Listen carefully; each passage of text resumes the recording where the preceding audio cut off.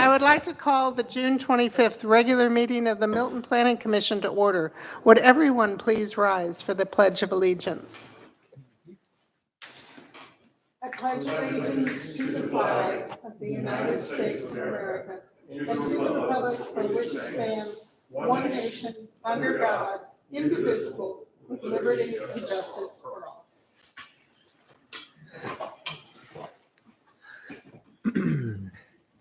This is a regular meeting of the Milton Planning Commission. I am Chairperson Judy Birds. This is a 7-member commission appointed by the City of Milton Mayor and City Council, created for the purpose of holding public hearings and making recommendations on rezoning, use permits, concurrent variance applications, comprehensive land use plan and plan map and other related plans, and amendments to the zoning ordinance. In attendance tonight, we have Commissioner Sumit Shah, Commissioner Kurt Nolte, Commissioner Trey James, Commissioner Fred Edwards, constituting a quorum of this body. Absent this evening are Commissioner Vic James and Commissioner Brian McNeese. Next up is consideration and adoption of the agenda. Any changes to the agenda? I move we adopt the agenda as printed. Second. I have a motion from Commissioner Nolte, seconded by Commissioner Edwards, to adopt the agenda. Any discussion? All in favor? Aye. Any opposed? That passes unanimously. Next, we will consider the minutes and actions of 3 previous meetings. Can I get a motion and a second regarding the April 23rd, 2025 regular Planning Commission meeting action minutes? I'll make a motion to accept the minutes and actions of the April 23rd, 2025 regular Planning Commission meeting as presented. Second. Been moved by Commissioner Shaw, seconded by Commissioner James, to approve and accept the minutes of the April 23rd, 2025 regular Planning Commission meeting. Any discussion? All in favor? Aye. Aye. Any opposed? That passes unanimously. Can I get a motion and a second regarding the April 30th, 2025 special call Planning Commission meeting action minutes? I move we accept the April 30th, 2025 special call Planning Commission meeting. Second. Okay, who's seconding? There was a tie. I'll go for it. Doesn't matter. Okay. It has been moved by Commissioner Edwards, seconded by Commissioner James, to accept the April 30th, 2025 special call Planning Commission meeting action minutes. All those in favor? Aye. Any opposed? Now, can I get a motion and a second regarding the June 4th, 2025 special call Planning Commission meeting action minutes? I'll make a motion to accept as presented the June 4th, 2025 special call Planning Commission meeting minutes and actions of that meeting. I'll second that. It's been moved by Commissioner Shaw, seconded by Commissioner Edwards, to accept the minutes for the June 4th, 2025 special call Planning Commission meeting actions. All in favor? Aye. Any opposed? That passes unanimously. Do we have any general public comment? We do not. Okay, then we will go to our next item. We have no preliminary plats tonight to consider. So next up is consideration of rezoning and use permit applications. The petitions will be heard in the sequence listed on the published agenda. I would like to acquaint you with some of the rules and procedures for conducting this meeting. The applicant and all those speaking in support of an application will be allowed a total of 10 minutes to present the petition. The applicant may choose to save some of the time for rebuttal following the presentation by the opposition. The opposition will be allowed a total of 10 minutes to present its position. If time remains, the opposition will be allowed to rebut. Since the burden of proof is upon the applicant will be allowed to make closing remarks, provided time remains within the allocated time. The staff of the Community Development Department will be keeping track of time and will inform you periodically of the remaining time for your presentation. Each speaker must fill out a speaker card before speaking and leave it with a staff member of the Community Development Department. All speakers will identify themselves by name, address, and organization, if applicable, before beginning their presentation. When any opponent of a rezoning action has made within 2 years immediately preceding the filing of the rezoning action being opposed, campaign contributions aggregating $250 or more to a local government official of the local government which will consider the application, it shall be the duty of the opponent to file a disclosure with the governing authority of the respective local government at least 5 days prior to the Planning Commission meeting. A violation of the relevant state statute constitutes a misdemeanor. Therefore, if you have contributed $250 or more to a council member and have not timely filed a disclosure prior to the Planning Commission meeting, the city attorney strongly suggests that you have someone else speak on your behalf. Each application has been properly filed with the Community Development Department. Signs have been posted on each site. The matter has been advertised, and the notices have been mailed to property owners affected by this zoning as required by the Milton zoning ordinance. The Planning Commission's recommendation will be forwarded to the City of Milton Mayor and City Council for final disposition at a forthcoming meeting in the council chambers on August 4th, 2025. The Community Development Department has reviewed each application in conjunction with various agencies and departments, both internal and external to the city if applicable. The Community Development Department's recommendations, findings, and conclusions are here before us in written form, which has been made available to all petitioners and to the public. Demonstration of any sort within the council chamber is prohibited, so please refrain from any applause, dialogue with the person speaking, or outburst. Please turn off all cell phones and place them on silent. All remarks will be addressed by the Planning Commission. Please show the same respect to the person speaking that you will expect to receive yourself. In addition, the applicant shall not submit material to the Planning Commission during the meeting unless requested to do so by the Commission. All material that you wish to be reviewed by the Commission in consideration of your application should be submitted to the staff of the Community Development Department to be included in the normal distribution of packages to the Commission. Finally, to the applicant, if your petition is deferred by the Planning Commission in accordance with the Milton zoning ordinance, you are required to update or obtain a new sign for reposting. Failure to update or repost will result in further delay. There are no exceptions. So in consideration of rezoning and use permit applications, the use permit on tonight's agenda is for U25-02.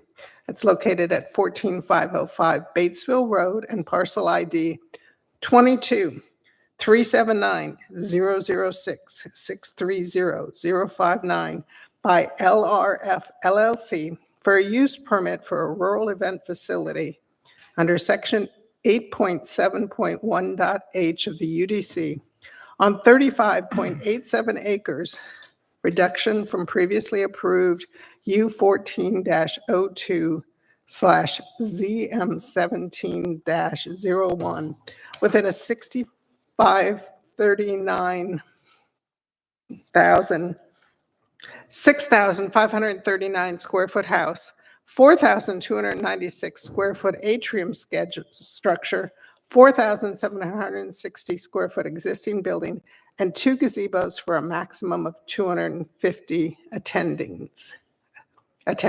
I would like to call upon the zoning manager, Ms. Robin McDonald, to present the staff report for U25-02. Oh, boy. That was a lot. Oh, no. I have the wrong address here. Our previous one. Excuse my lack of that, but we do know the address. It's 14505 Batesville, I believe.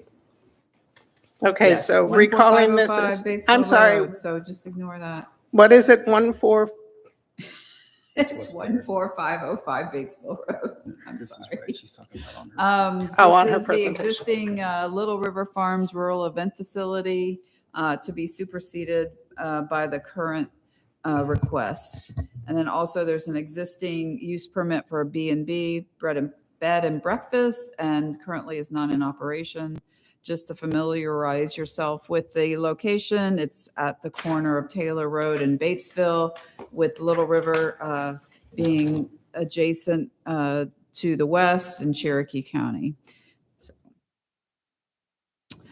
it's zoned AG1 within the rural Milton overlay district. The future land use designation is AEE residential.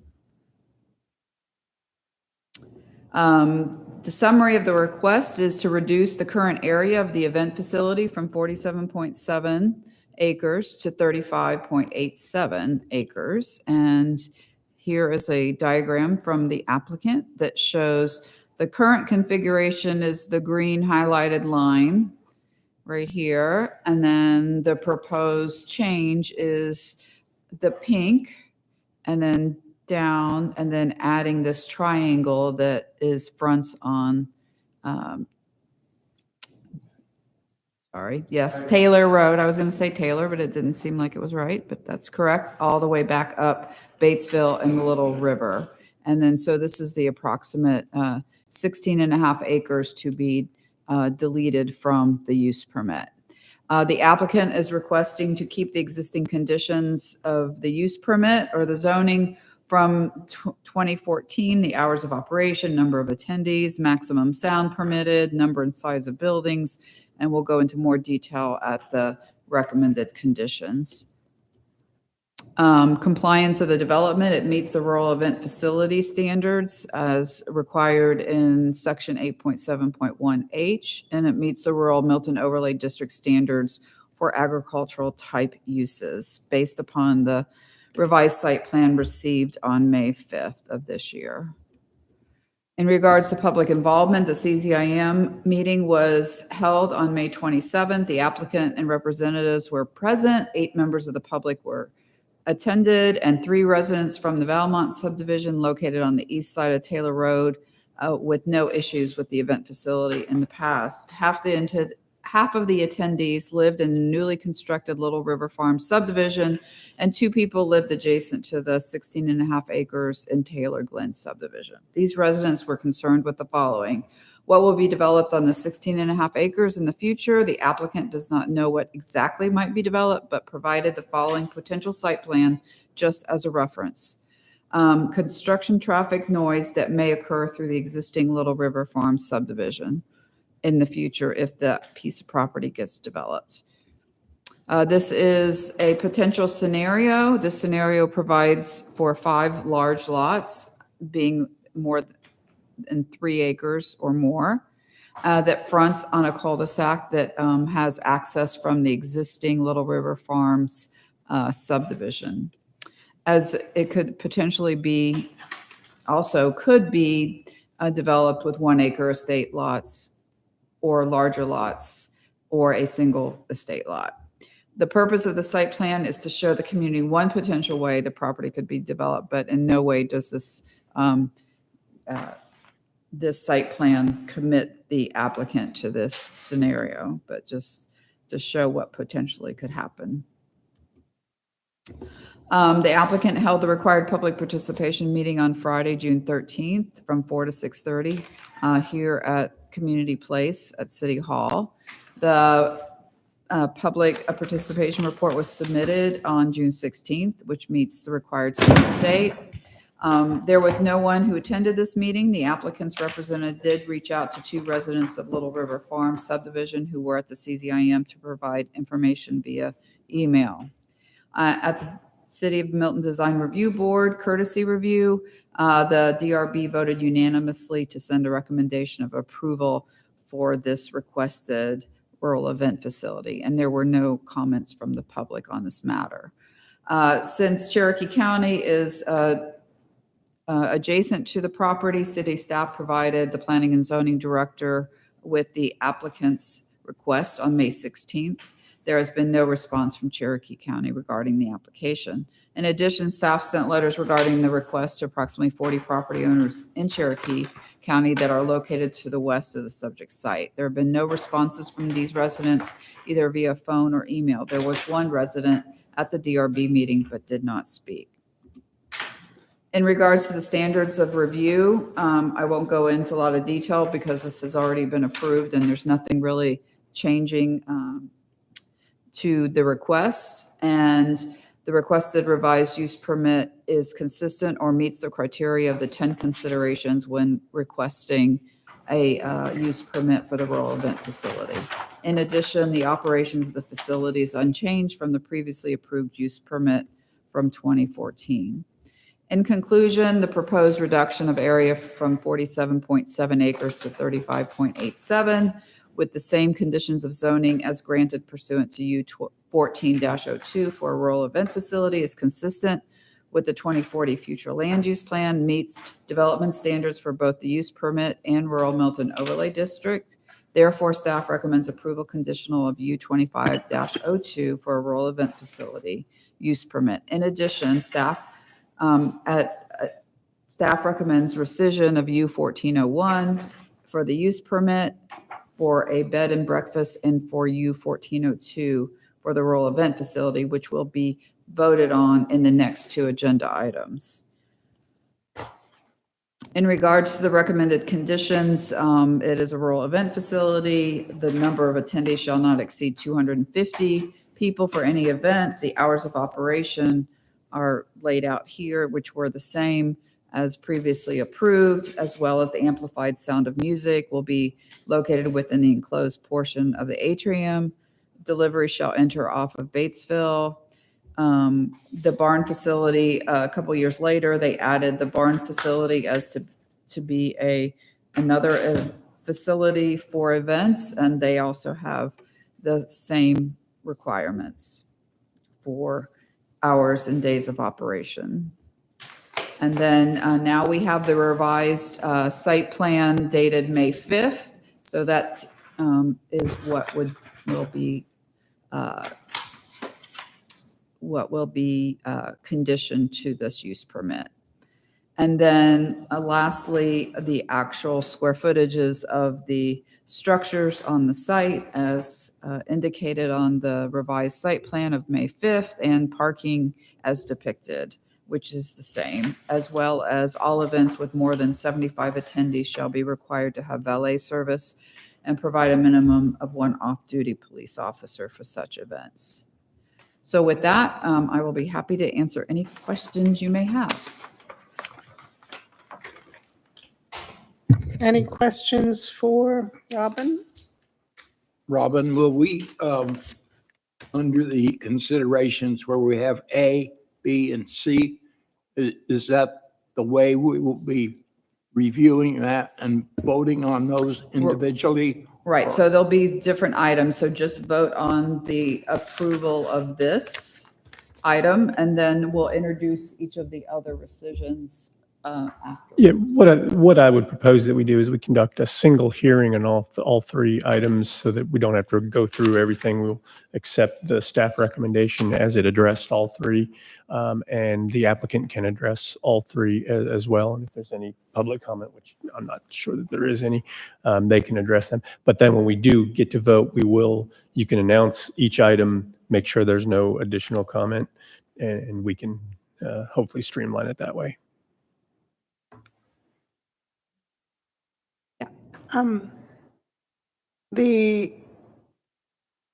Is there a requirement that there be a rural view shed on Batesville as a major connector? No, not for single lots. No, that's only for Subdivisions? platted subdivisions. Okay, so they would have to put the rural view shed in if they would develop it as a subdivision, but The not entire with this. portion, yeah, because there's not, Okay. eventually they have it on the existing Little River Farms along Taylor. Okay. And then in looking at the plat, it does not appear that any of the buildings, the barn, the atrium are in, or propane tanks or anything like that are in the floodplain. Is that correct? That's correct. Okay. And then one thing of note that we can get to and discuss is there does not seem to be any reference as to where the 45 decibels is measured from. And that is typical where we say 45 decibels at X. And do you recall, I mean, was that in I the think in the original? past, we've measured it at the property line, so. Yeah.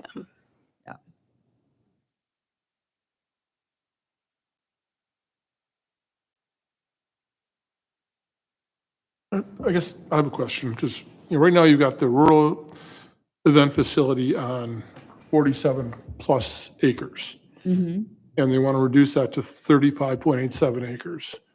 If they came to us right now with a new proposal for the current rural event facility on 35 acres, would there be any issues with that? No, because I stated in the presentation that it meets all of the rules and regulations of both the use permit as well as the rural overlay district.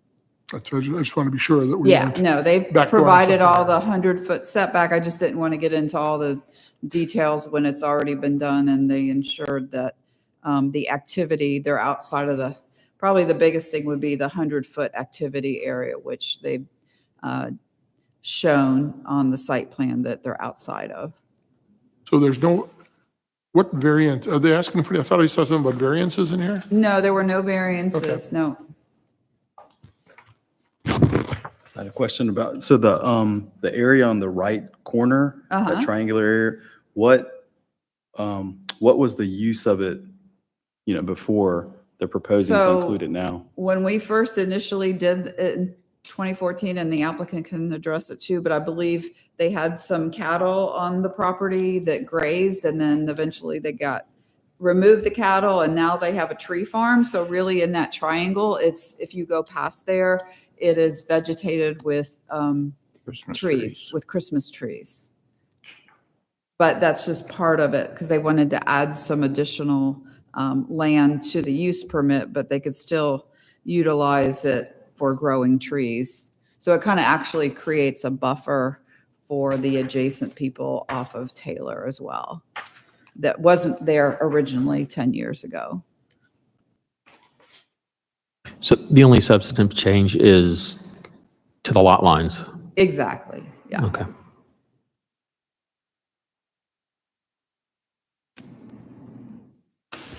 And was there any mention of what, the new freed up area would be, would that be, that's So 13 acres? So basically, we asked the applicant, because that was one of the comments, was, okay, what's going to happen to that 16 and a half acres? Is that what you're speaking to? Yeah, so it's not under contract. They don't have any potential, takers at this point in time, but we wanted to kind of get an idea of what possibly could happen. So one of the scenarios they gave us was this one with large lots. These are all 3 acres or more. So it would just be a minor plat. Also, I will mention, and I think it's mentioned in the paperwork, that anybody who purchased lots within the Little River Farms, in their homeowner documents, it said that the developer had the right to extend the subdivision. So if they did their due diligence, they would know that there was a potential development could occur within that 16 and a half, or even ultimately the entire property. Okay.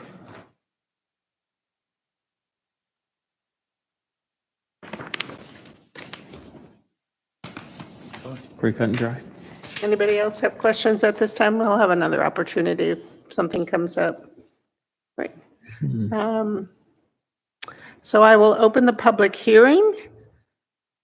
The public hearing is now open regarding U 25-02, 14505.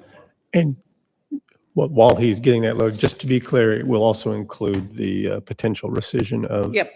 U1402 and U1401. I will.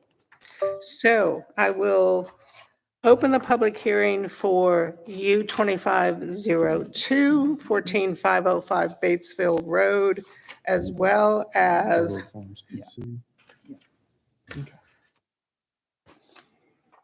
So I will call up Scott Reese. I'm sorry, U1402 ZM1701 and U14001.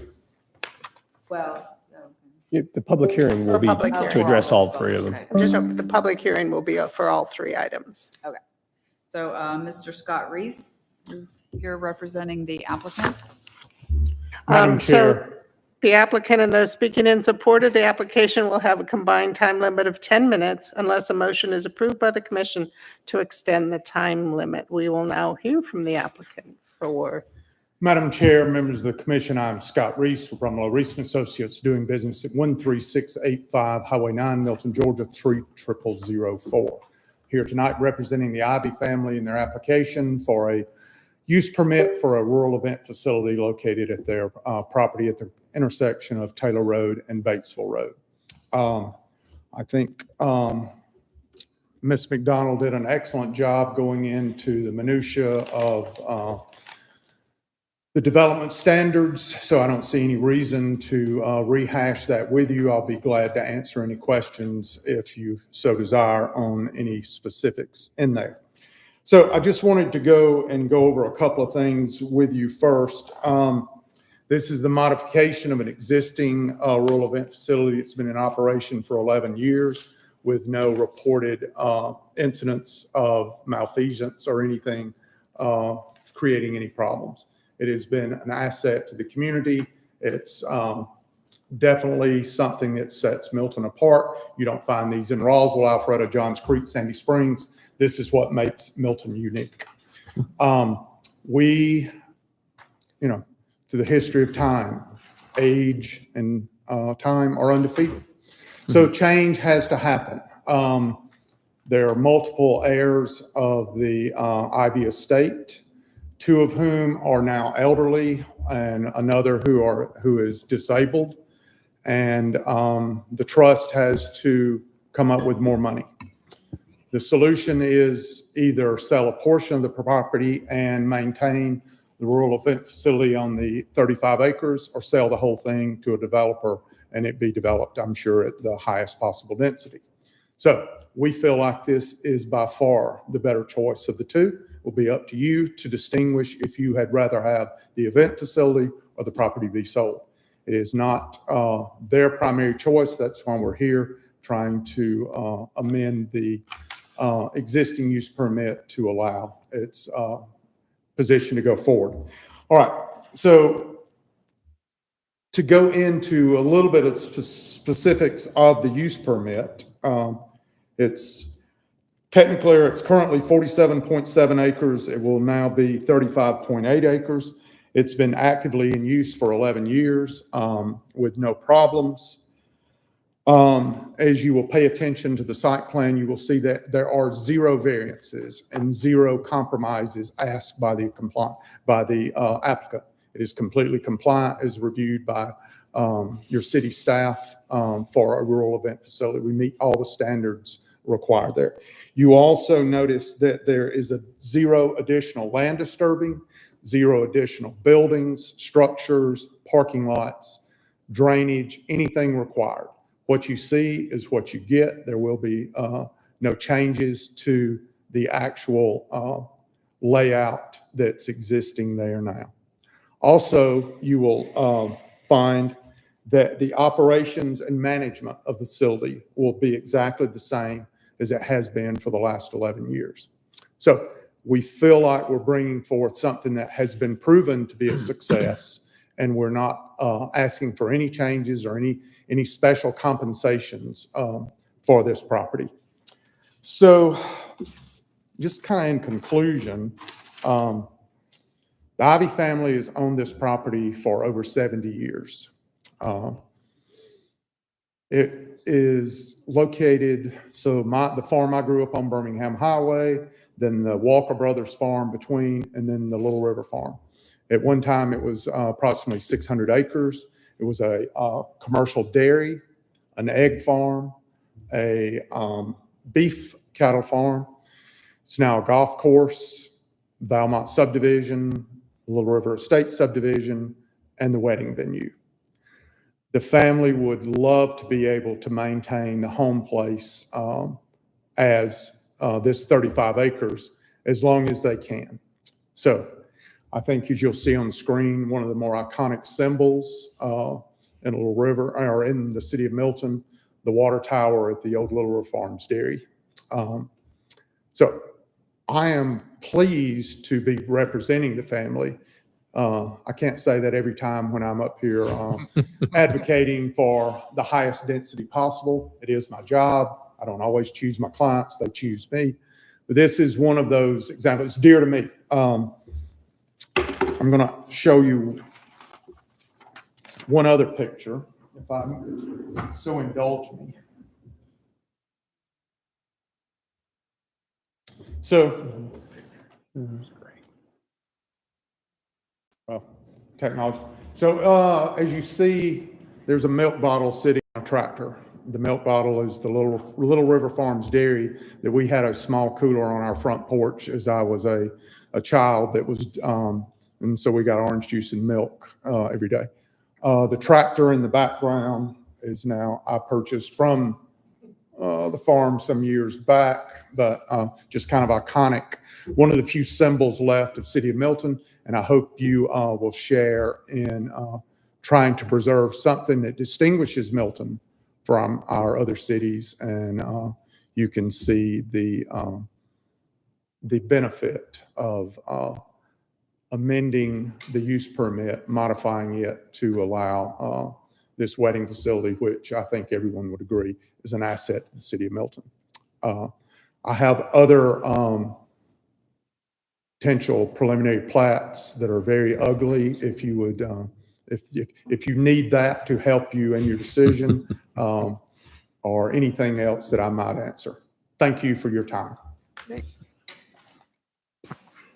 Does the commission have any questions for the applicant? Oh, the applicant isn't done yet. Applicant part two? I was going to ask, Okay. I was going to add just one more thing. My name is Rich Kay. I'm with the law firm of Pearson and Ferdinand. I reside at 410 Glen Ridge Close Court, Sandy Springs, Georgia. I wanted to address the question about the decibel limits and such. When we first opened the facility up 11 or 12 years ago, that was a concern for the Valmont subdivision, that the sound may be an issue. So we addressed that ad nauseum with sound experts and sound meters. And this was also prior to the tree farm being constructed over there. So now you have this tree farm, which is an additional buffer. So from all the work we did, we can assure you that the decibels and the sound limits at the at the road, Valmont Road, at Taylor Road, certainly fits within the sound requirements of the permit. Thank you so much. Thank you. Any questions for the applicants? I do. Go ahead, Fred. Doing just a couple. Scott, on the additional, or not additional, but the top part, Yes. will the road going in from Blackberry Ridge Trail, will that be, that's developed, that would be the So, entry, so it comes clear back down to Taylor Road? so that 16 acres that will be cut out of the property, we're not trying to hide anything. The estate is going to sell it. In a perfect world, one person would buy it and have it, but we all don't always live in a perfect world. Or it will be developed as the 3-acre tracts, which I found when we did some preliminary designs was the best bang for the buck, less infrastructure, but it will not be in our control. roundabout answer to your question, that dead end of Blackberry Trail is the only road frontage or access for that property. Just as a caveat, we made sure that everyone that purchased a lot in Little River Estates was provided a copy of the Declaration of Covenants. And there is a section that we bring forth in that this development is part of a larger planned community, and that portions of this property may be sold, may be developed, and use permits may be part of that process. So we tried to do our tried to prepare everyone. Doesn't always happen, but that will be the access point for whether it's one house, 3 houses, 5 houses, or someone develops it. If you look at this, there's a huge amount of floodplain, stream buffers.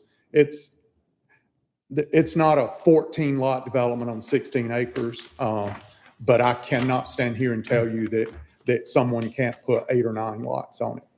But it is covenanted in that will be an extension of that existing road, and all the homeowners were made privy to. Now, whether they read the fine print, I can't swear to that. So it stays private? Yes, sir. It's a gated community, and it possibly you may end up with a double gate like we have in a couple of the communities where you go in and then, even the larger houses want another gate. So, but it will be a private, and that is the access point. That's the only one I have. Any other questions for the applicant? Are there members of the public wanting to speak in support of this item? I do not have any cards. Great. No.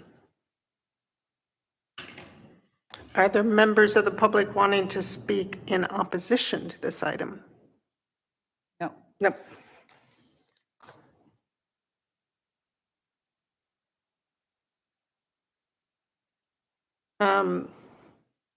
That will conclude public comments. I guess we don't have rebuttal unless something came up, because we didn't have any comments from opposition, but would you like to make any other closing statement with the time that is left? Just exactly how are we going to handle this ABC? So my understanding is that we're going to have the vote, and if it's approved, then we can go forward with the rescission of the other 2. If we're denied, then of course we're not going to immediately go for rescission of the other 2. Then we've got to go back and decide our planning process. Is that what we're going to do? Well, it was advertised that all 3 could be considered at this meeting. I think the contemplation would have been in anticipation of a potential approval I think with the rationale would have been because there was a second one. Now there would be 2 left on the property, so that rationale still exists. So I would have them go forward with the vote on all of them regardless. The applicant will, if we are voted in denial, we have the ability to remove the request for rescission of the other 2. Because I certainly think, I will say, certainly the first one, which is the existing one that's being operated, that they're operating under one of the use permits. The second one, the bed and breakfast, I would say that's still the grounds for that is essentially that it's not operating, and you would have 2 on there. I would leave that one on there for consideration. They don't have to take action on that either. My rationale is we don't want a rescission of the existing without I agree. knowing that we're going I understand. I'll defer to the legal counsel, but that's my only, I need to know the process. It's important for us because we have weddings planned in the future and that sort of. So yeah, we've got to meet the contracts of those weddings. Scott, Yes. just a point of interest. The Bed and breakfast. bed breakfast, yeah. Having a daughter and two granddaughters, all not married there, but outside in barns, which is my age a little unusual. But was there any reason of closing So that operation? the reason that the bed and breakfast was originally part of the initial use was exactly that thought process was preparation for, overnight stay the night before. In 11 years, so they allow people to come in at 5 a.m. or something along that. And we have never had anyone that requested it. So it's now like, Really? I think we may have had one request. well, But really, yeah. So the whole original thought process was if people wanted to get there the day before, the groom's family, whatever, that they could do that. And then, we had to stay on the premises as well, right? That's part of the requirements for bed and breakfast. So because we're really not using it for that That's anymore, time. it's just maybe the brides preparing, their gowns and that sort of thing. It's not an overnight facility. Very good. Okay. thank you. And then we can have questions, and then they can talk some more. Does the commission have any questions for the applicant, the speakers, and staff regarding the application? I had one question for staff, I think. Can we have a condition that I'll call the carved-out northwest portion, be accessed, not be accessed from Little River Farms? You want to add that? I mean, That will not work. oh, that's right. Because there'd be no access at all. Yeah, there's no access then. No, what I'm saying, that portion was going to be accessed from Blackberry Trail. Can we put a condition that it not be accessed from Little River Farm? The carve-out action. No, she's talking about the rural event facility. That would limit the use of their property.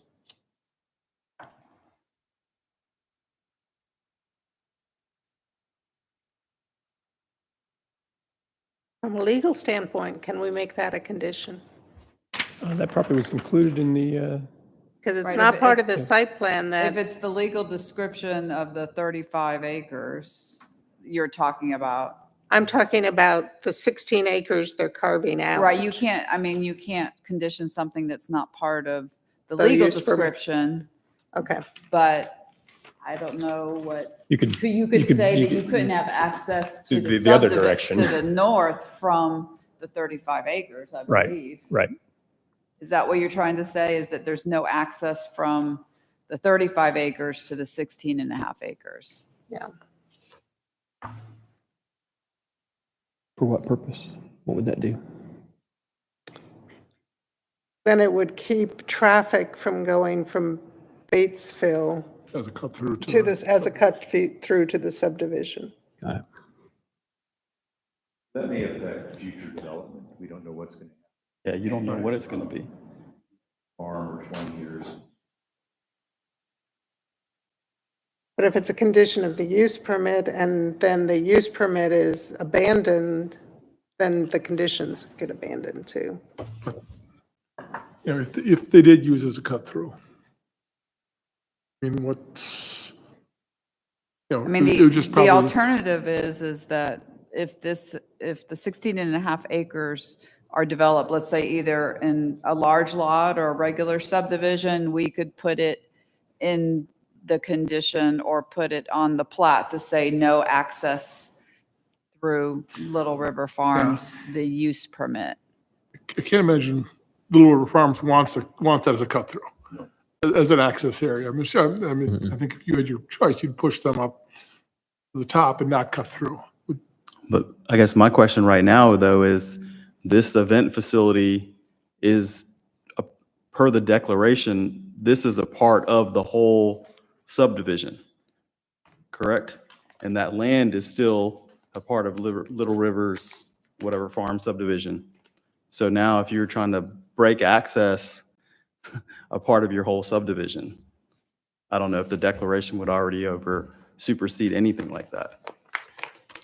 No, let me just first say, you can impose conditions that would supersede the declaration. Right. The reverse is not true. Their declaration wouldn't impose limits on what we can do.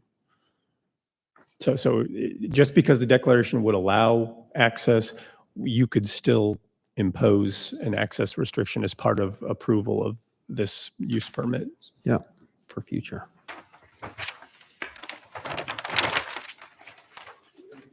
What we're doing here today is we're taking a step, carving out. You want to come to the Oh, I'm sorry. thing so they can. Rich K. What we're doing is we're carving out this northern piece. The requirements of the special use permit is that we have 5 acres. And so all we're doing is taking that piece away and making no other changes to really what we're doing. So I really don't understand the restriction. Plus, if we have a certain number of, Yeah, that was if what we I'm have a gonna certain number address. of lots, then you have to have 2 access. Your Milton UDC code requires 2 access points for subdivisions of 30 lots or more. Am I correct? How many lots are in Little River Farms now? 15. So we're immediately going to go over that. And then, so we have to have, per UDC code, another entrance. Our preference would probably be an emergency access road, but, I mean, it is, I mean, there are multiple layers of rules and regulations, and we're before you asking for a modification to a use permit on the 35.87 acres. And trying to condition it out of existence is going to create problems that I don't know that are surmountable. So, But any secondary access would have to come through the event facilities. That I'm reading it, and that, yeah, because we're blocked off Exactly. from, I mean, so once we hit that threshold, I mean, I presented the preliminary plat of Blakely Manor to you sometime back, and that was the concern brought forth from the fire marshal and the police department is we had to have, when there's a threshold, because if someone's house at the very front is on fire and someone has a heart attack in the back, we've got to have a double way, an alternative entrance in. So, I mean, we will have to come through there to provide that. If it, hopefully everything's going to stay, but I have found that you plan for the worst, and that's the situation. Is if something happens, we will have to have an alternative access point. well, I view that as much bigger impact on you than it is on the Yes, city. right. It's not something that but knowing that you have to plan for those scenarios. Thank you. Robin, the scenario, what is the requirement for secondary access? How many homes? 30? Once you exceed 30 lots, you have to have a secondary access for emergency. Although I would make the point that the property is 16 and a half acres, and it was previously said that you couldn't really develop it all. Right. I mean, with 15 lots, at least if you're just looking at the 16 and a half acres. Now, if they eventually develop the entire 46 acres, that's a whole nother story. They'd have, that's another scenario, but I can't see them exceeding 30 lots, even with the 16 and a half acres, but. Correct. Yeah, that's what I was doing the math. It says you've got so much that has to be for road and some of it's floodplain. And so the 15 plus the other currently, and if they wanted to develop the rest of it, they could do that if they abandoned the use permit. Right. And the use permit is what would have the condition of no access. Correct. I mean, they would, let's say if 10 years down the line, they want to sell the remainder of the property and to develop it, then we do the same process of a rescission of the existing use permit if it's being developed with something else. Do they have to rescind it, or can they just abandon it? They would need, we would want them to rescind it. Yeah, we would do something formally. It'd have to be rescinded. Because there is the site plan does show a gravel driveway from the, I'll call them 16 acres carved out up to Blackberry Trail. So I didn't talk about it in the staff presentation, but the fire marshal has approved the abandonment of that because previously that had been used as a secondary emergency access for Little River Farms event facility. But now they've upgraded their situation on the facility, so they no longer need that. So just as information, I have an email from the fire marshal. And let me just add one other thing too. I think one of the concerns that the Little River Farms people had too was that they were complaining about possible construction noise and things like that. So this may give a different avenue if there's going to be a larger truck or something to give them access through there. And we have some kind of arrangement with a future developer who knows to be able to provide them access if that's what they wanted to do. But I don't see that increasing, the traffic patterns or anything on Batesville Road, et cetera. So I'm just trying to understand the concern. Concern is that that could become a cut through. And also to kind of negate the rural event facility.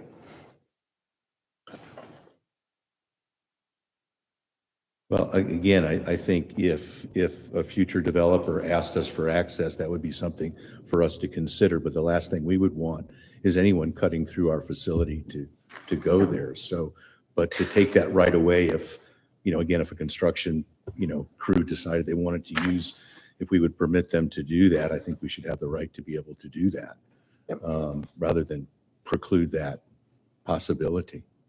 So right now on that top 16 acres, if you're there, can you then get onto that Blackberry Ridge Trail? Yes. You can, right? So then do you know if people are actually cutting through this to get to Never. Blackberry Ridge Trail? Never have.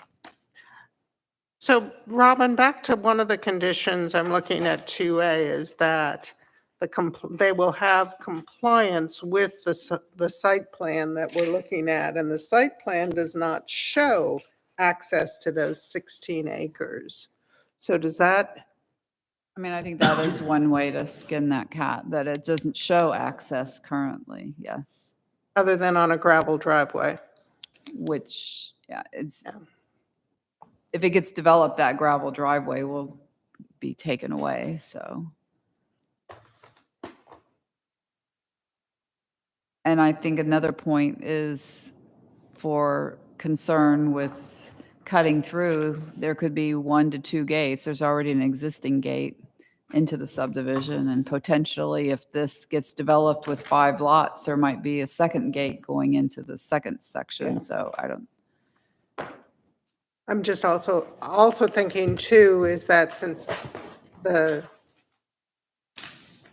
this would incent larger lots back there for them to stay under 30 if they couldn't get that secondary access as well.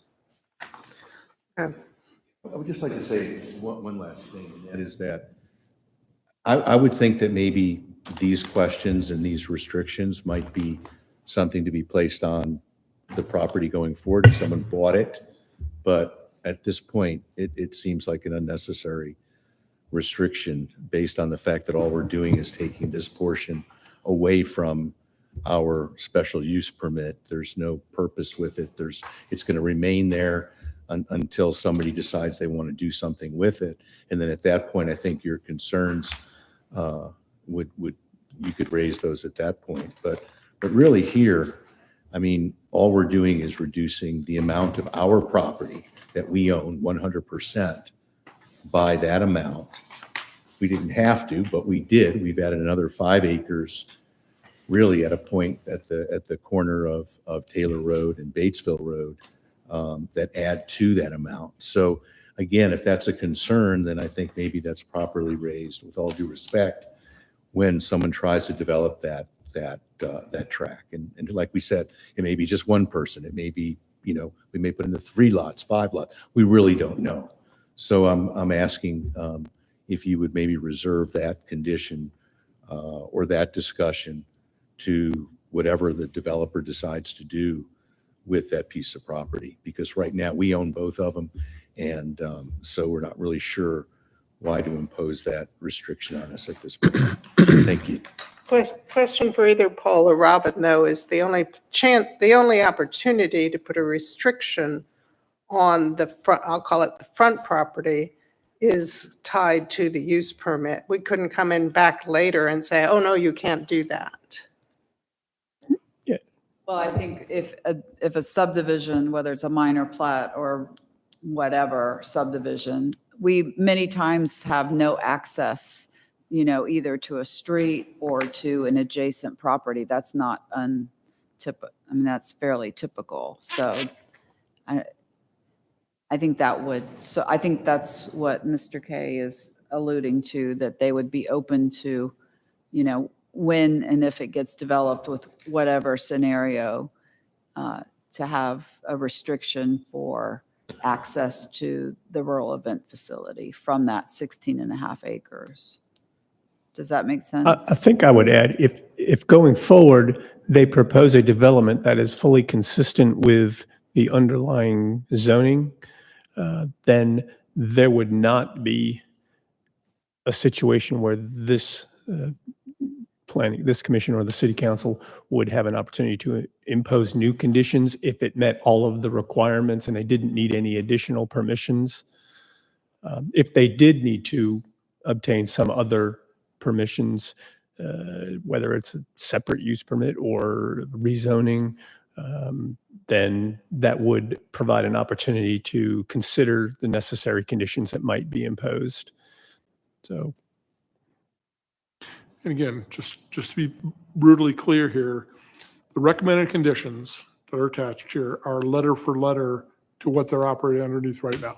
So we're not changing anything. Nothing has changed. We're just having It's a new use verbatim. permit, a smaller section of land with the exact same things that the current use permit is. Correct, yes. And then a new site plan reference. Except for the new site plan reference, yes.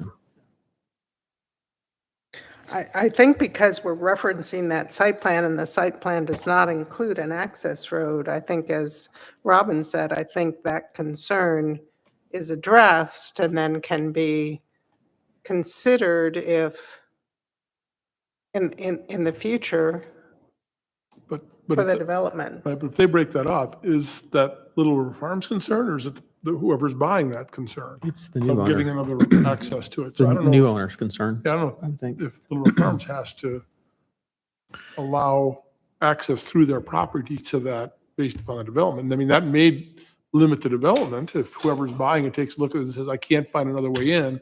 I can only build 14 homes because we've got 15 here. I can only get 14 more on my 16 acres, which is probably close to what's going to happen anyway. Well, Um, it can't, excuse me, it can't because there's so much Floodplain. floodplain. You're not going to get a So net. That's that- why that'd we're be worst saying case. maybe 10, maybe 9 Right. at the worst. So they'll be under the 30 number of homes. Right. So all this is we're talking about really can't exist based upon what you're saying as far as the floodplain and all that. But right now, there's no way to go over the 30 homes. So the second entrance is kind of moot am I thinking about that correctly? I mean, yes. I mean, doesn't appear to be plausible to have 30 lots off of that. Now, obviously, if they in the future decide to develop the entire 46 acres, that's another scenario. And then, yes, they would need to have a second entrance, would probably be from Batesville at some That's- point. that's- So, yeah, that's- But we would Yeah. look at that again later. That'd be a whole different beast, right? Right. Right. So for example, with the current use permit, would they be restricted? Let's say they sell the 16 acres. Could they still build, if there's 4 acres up there, 4 houses on the north part of the 35? Well, I probably not, because you need, again, they'd have to come back and do another use permit to reduce the legal description. Description. And then they'd have to figure out a way to keep the 100-foot activity setback without asking for a use permit. So probability was probably pretty slim. I would think it would be all or nothing, or some larger portion and abandon it. I mean, I can't speak for them. I'm just saying that that's probably not very practical just to pick out enough for 4 lots or whatever. We'd have to go through the same process again. Because they would be reducing the The legal description. legal yes. description for the use permit. Yes.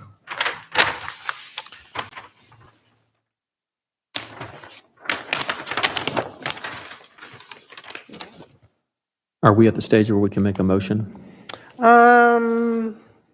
I just would like, when we're getting into the motion, to make sure we consider amending, and we have to do them one at a time, so we have to do U25-02 first, and then another motion for 14 and 1401, and I have to close that. But when you do make a motion, I'd like to see that we clarify that the 45 decibels is at the nearby neighbor's property line. The nearby neighbor. At the property line period? Because right now, they kind of have a buffer between them and Valmont. Sound is funny. So if somebody at Valmont says it's more than 45 at my property line, even though it goes past the BlackBerry person, that they can still say that's too loud.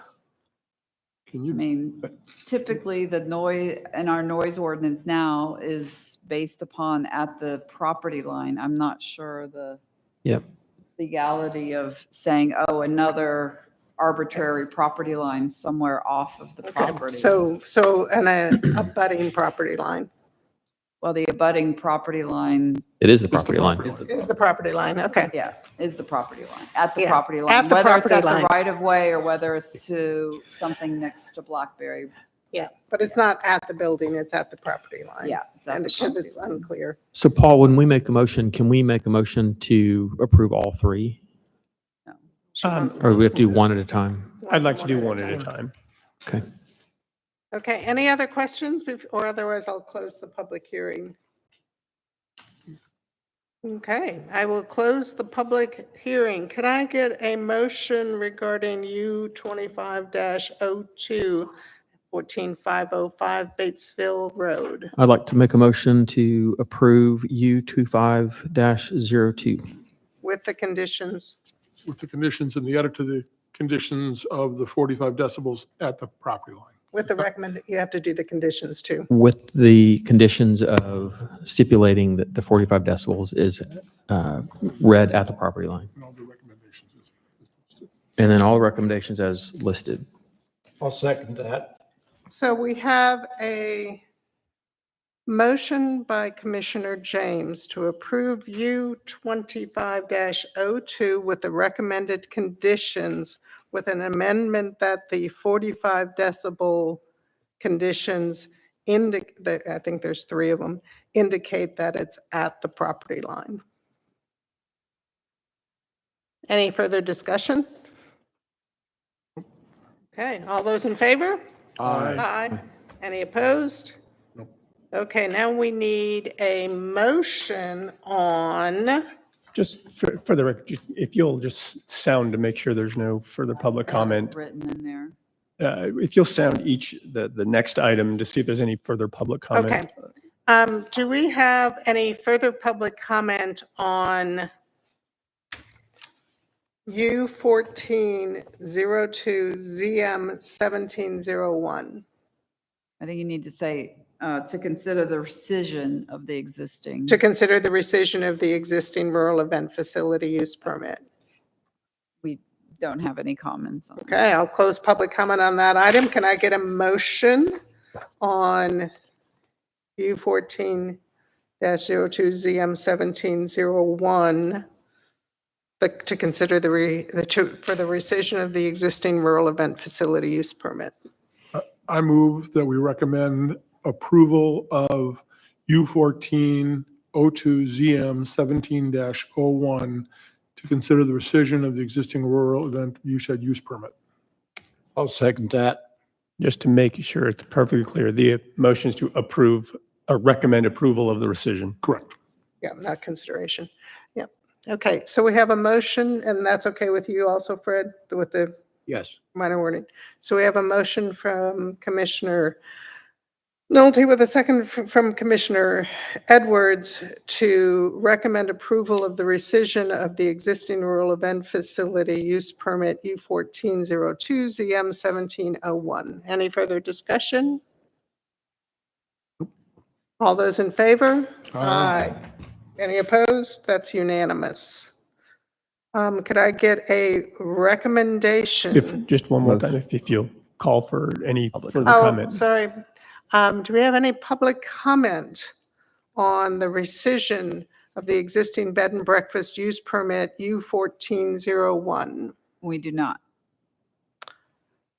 Hearing none, I'll close public comment on that. Can I get a motion on the recommendation on the rescission of the existing bed and breakfast use permit U1401? Yes, I'll make a motion to rescind the existing bed and breakfast use permit. Yeah, I'll make a motion to approve, to recommend the rescission of the existing bed and breakfast use permit U14-01. I'll second. Been moved by Commissioner Shaw and seconded by Commissioner Birds to recommend rescission of the existing bed and breakfast use permit U1401. Any discussion? All those in favor? Aye. Any opposed? Okay, I think we have gotten through the rezoning and use permit application. I'd just like to say to Scott, I thought the environmental site analysis was very interesting, and I appreciated all of that information that was provided. Thank you so much. As no secret, I'm seventh generation here, so I take a little bit more pride whenever I do anything in the city of Milton. So thank you so much for your time and consideration on this matter. Thank Thanks, you. Scott. Thank you. Okay, we're not done yet. There are no text amendments to the City of Milton zoning ordinance for consideration tonight. However, we do have consideration of changes to the City of Milton Comprehensive Plan and other plans and a discussion of upcoming comprehensive plan update. Ms. Shuba will present this item.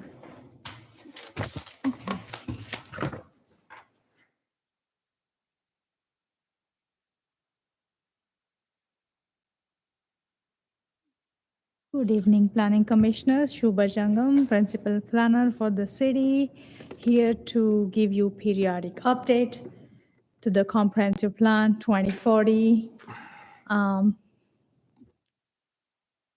It's been a while, but a lot of things were happening. And so I report on those projects here. And the first one, we always had this project, Honor Mill, small area plan. And I'm happy to report that this project, the small area plan has been adopted with a new overlay called Honor Mill Road Hamlet Overlay. And we are still working on one of your recommendations that came from Planning Commissioners about the signage for the Hamlet Overlay. And soon we will be bringing you back the text amendment for the signage. Two of the major projects in Deerfield districts that were in progress. One of them has been completed, as you see here on the left side. The destination Deerfield, the plan has been adopted with the design manual in June of this year. And there's lot of things have been happening in this area. We are seeing lots of concept plan, but again, they're really preliminary. So we'll see a lot of action very soon. On the right side, another project that's been in progress in Deerfield district was the Deerfield Park. And I think in May of this year, the concept plan for the Deerfield Park was unveiled to the Parks and Recreational Advisory Board. They are still kind of tweaking a lot of things for the park, so it's not yet been to the council as a final recommendation. But I'll keep an eye on it, and I will keep you updated whenever I come back. I think, Robin, what we had wanted to do is make sure we, as the planning commissioner, was advised of that, so we could either attend in person or watch remotely to get that update as well. So would you make sure we know when that update is going to be made to council? Yes, I will. Great, Yes. thank you. Okay. Another major project, large lot incentives, has been in progress. And since January of this year, we have actually taken this project to Milton's Equestrian Committee and have been discussing lots of potential incentives for the large lots. And as you can see here listed, we have been able to discuss them and gather their input on each one of them. We still have a couple of meetings to go with them. They have been coming up with their own ideas and concepts. So we're going to gather all of it once and then take it to the council and get their input. That's the plan. As there is much more to be done for this project, because as you can see, they are really high level ideas right now, and they all require a text amendment to UDC. So each one of this incentive may trigger a text amendment, which again you will see when it comes back. Yeah, any thoughts or comments on some of these items, Fred? No. Not without, really. I was a little concerned about the short-term rentals, but Yeah, that's we that's a heard touchy subject, I know. Yeah, a lot of, so I think we have kind of made decision, but again, Yeah. this is to consider all ideas and then kind of filter them out. I would even consider moving that from 3 acres to 5 acres to give a difference between a 3-acre lot. 5 acres more space if you're doing short-term rentals for noise and some of that. Just a comment. The other thing I think we need to be careful of is one of the biggest incentives for large lots is to get the 10-year conservation, CUVA conservation unit valuation. And I did a little bit of digging there, and we have to be careful that we don't incent people to lose their CUVA. Because if you try to get your CUVA and put your short-term rental in anything other than the home, like in the barn or an apartment, you lose your CUVA. And then so I would be really careful about that, because the best incentive for those folks is a CUVA.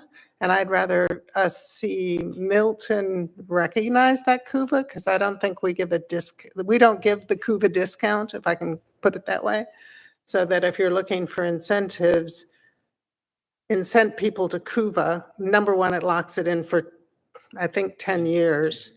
But also too, then if they are going to do rentals, it has to be in their home. It's not in the barn that's, really not that far from the neighbors' horses or that sort of thing. So I'm kind of on that short-term rental, concerned about the impact both to the neighbors and to the CUVA.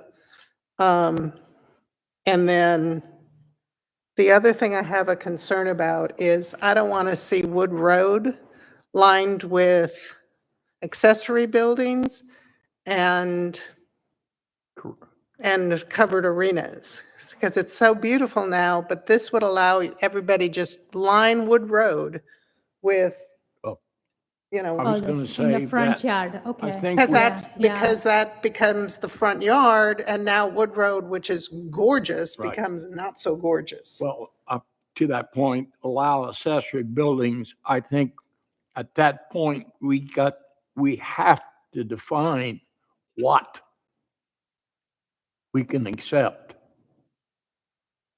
But that could be an accessory, a covered riding arena could be an accessory building, and then that's all you're looking at, and they're big, Exactly. they're big steel structures, as we saw for the one we did look at, and they're not Definitely agree. that pretty.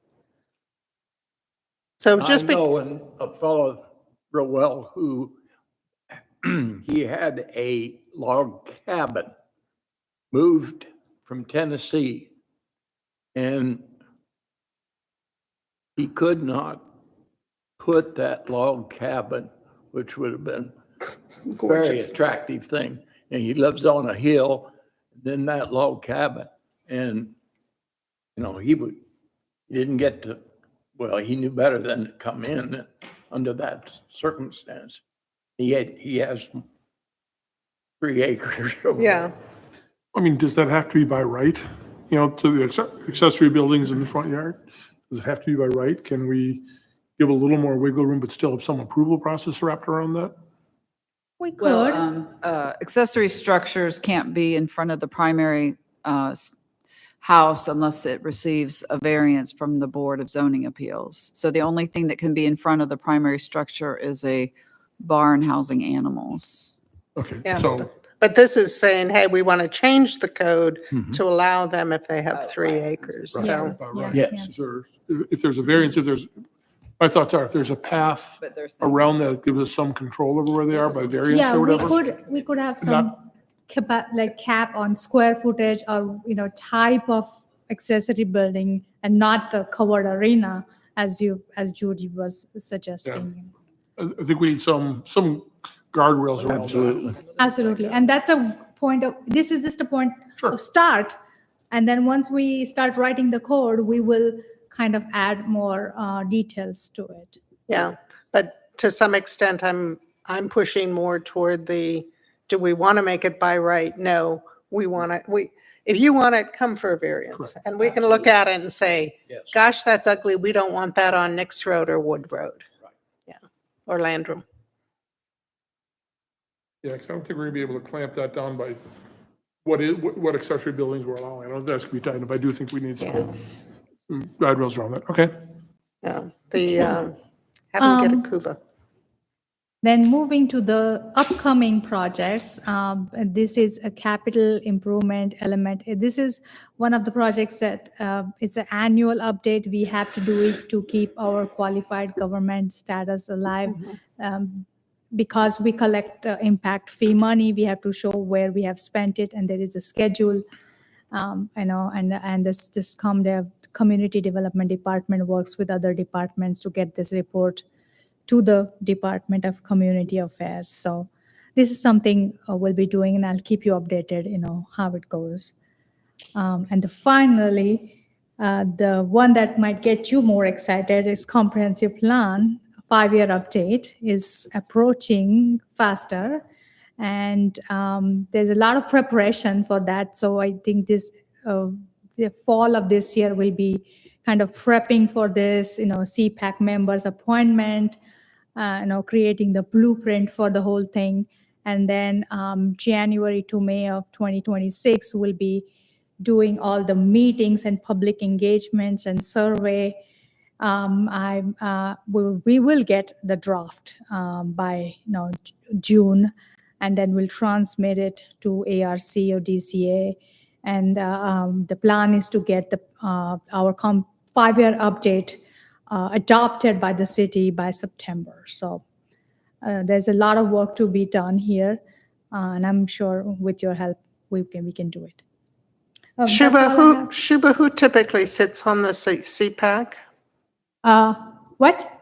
Who usually sits on the So CPAC? all the planning commissioners plus 7 members, additional members appointed by the mayor and the council, Board of Zoning, Chair of Board of Zoning Appeal, and Chair of DRB members. So there are 16. And I was discussing with Paul just before the meeting that there are 16 members that need to be appointed by council and mayor, with the vote. So we really need to have them selected before we can start all the public engagement. I want to have a calendar that they are comfortable with, So there is a lot of work to be done before we can really start the ground running. Well, that's all I have. I do have one comment about the whole Arnold Mill Hamlet overlay. I mean, I think community development did a great job on running that whole thing from start to finish. You know, the number of public meetings you had, the input you guys sought, you know, I think that's a classic blueprint for how to go about something like that. I know you've done the same in Deerfield too, Yeah. which is another big beast out there. Yes. But no, I thought that the way that was handled, the way it was run, you know, it'd be great if you guys could put that up for some type of an award somewhere of how a project should be done like Oh, that. great. Okay. Yeah, we can Yeah. try. Definitely. Thank you. Thank you, Shuba. Anything else for Shuba? Nope. We have no old business items. Robin, do you have something for new business? So in regards to the tree waivers, there are no tree waivers for the second quarter of 2025. So, and not exactly new business, but I don't know where else to say it, but we do not need a meeting in July. So, you guys can go have vacation and not worry about coming, and then we'll go from there. And then how busy does August look? Potentially preliminary plats, but right now we don't have any new rezonings or use permits. So. As commissioners, what are the guidelines of meetings we can miss? I mean, I missed, well, we actually postponed last month's. You know, how many is there? I thought there was something in the bylaw said we could only miss a couple of meetings a year, maybe. I don't. I'd have to look at. Yeah, There was It there a number? doesn't count if it's if there's no meeting, you didn't miss it. I know, but you know, how many is the target as a commissioner? How many can See if we it's in the officially bylaws, miss? I've got it real quick. Two. Two? Used to I be think two. it's a percentage or a. Well, used to be fraction. two. I'm flipping through the bylaws, as is Paul. The dueling bylaws. Thank you, Judy. I think it was two, and then somebody had to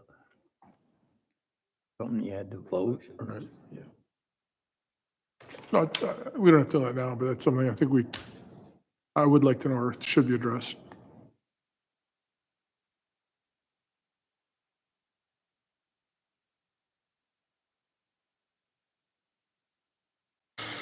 Okay, anything else for the good of the order? One of the, I had a note, thought I brought it. Did we ever, like, at a meeting, special meeting, we had talked about a lot of things that we'll get to that. I thought I had a note that had some points on that.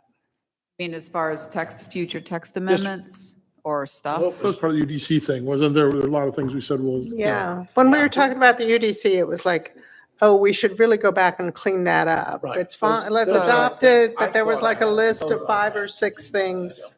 I couldn't find it. So I think Diana and I were looking kind of in the future with when we anticipate having, we don't want to just have one item or 2 items, especially if they're text amendments. We want to kind of group them together so we're more efficient. So I think we were looking at September. Yeah, so we'll probably have some text amendments for you, some cleanups, and then other things that might come up that the staff is working on, so. Yeah. But Robin, do you have that? I list can, of I can those look through things? my Bend them emails. I think I down. have that list. I couldn't find, but I know we wrote down some of the points. And somewhere in my Yeah, well, that- planning commission stack, I, you know me, I took notes, but, you know, there were things like, yeah, it says that, but maybe we want to revisit it. Does that really make sense for us? Right, it Yeah, would be a code change versus just Definitions, semantics. I think definitions was also yeah. something we're going to look at. Um, Okay. Yeah. Yeah, it's been codified, but it's been codified. So you can now find it on Unicode. Okay, For what it's worth, back to the question about the attendance, 2/3 of all regularly scheduled meetings. So that would be 8, except if you then get rid of one that is not, doesn't exist, then it would probably reduce to 7 or something. Yeah. But Great, 2/3 thank of you. the regularly And it's scheduled regular, meetings. and it's regularly scheduled, not special called. That it reads as regularly scheduled meetings. Okay. Okay. Minus those we cancel. Great. Okay, with that in mind, I will entertain. I move, we adjourn. Second. I have a motion from Commissioner Edwards and a second from Commissioner James to adjourn. All those in favor? Aye. Any opposed? That is unanimous. Thank you, everybody.